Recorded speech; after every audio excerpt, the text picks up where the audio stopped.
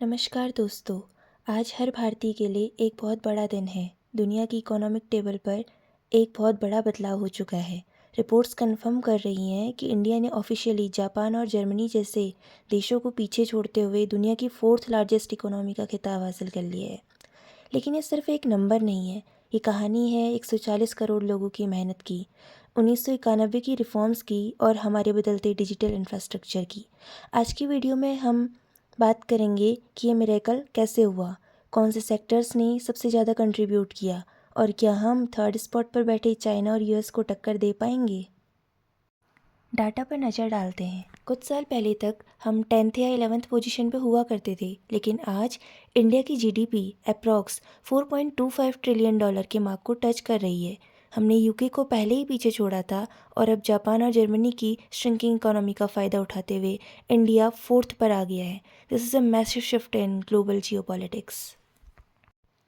ये सफ़र रातों रात तो नहीं हुआ, इसके पीछे 3 बड़े पिलर्स हैं। पहला, the 1991 foundation.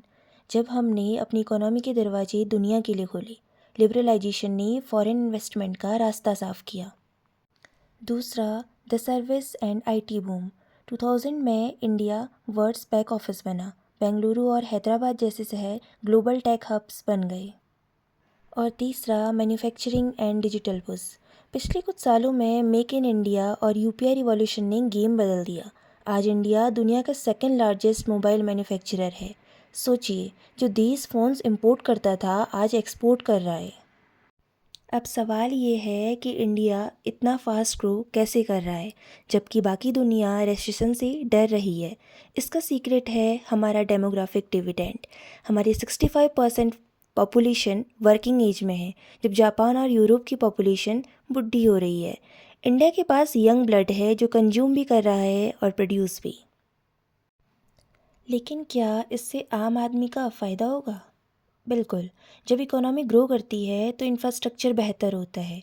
Vande Bharat trains, expressway और नए एयरपोर्ट्स इसी ग्रोथ का नतीजा है।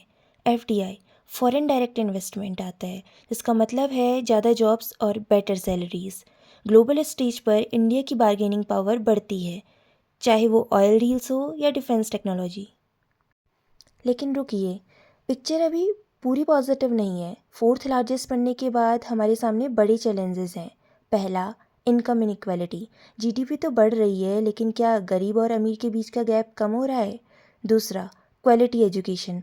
हमें सिर्फ डिग्रीज नहीं, स्किल्ड वर्कफोर्स चाहिए। और तीसरा, क्लाइमेट चेंज। इंडस्ट्रियलाइजेशन के साथ साथ हमें अपने इन्वायरमेंट को भी बचाना होगा। इंडिया को क्वांटिटी के साथ साथ क्वालिटी पर भी ध्यान देना होगा। एनालिस्ट प्रिडिक्ट कर रहे हैं कि 2030 तक हम $7 ट्रिलियन इकोनॉमी बनकर जापान को पीछे छोड़ते हुए थर्ड स्पॉट पर होंगे। ये सफ़र मुश्किल है लेकिन नामुमकिन नहीं। आपको क्या लगता है, क्या इंडिया अगले 10 साल में चाइना और यूएस को चैलेंज कर पाएगा? कमेंट सेक्शन में अपनी राय ज़रूर बताएं। धन्यवाद।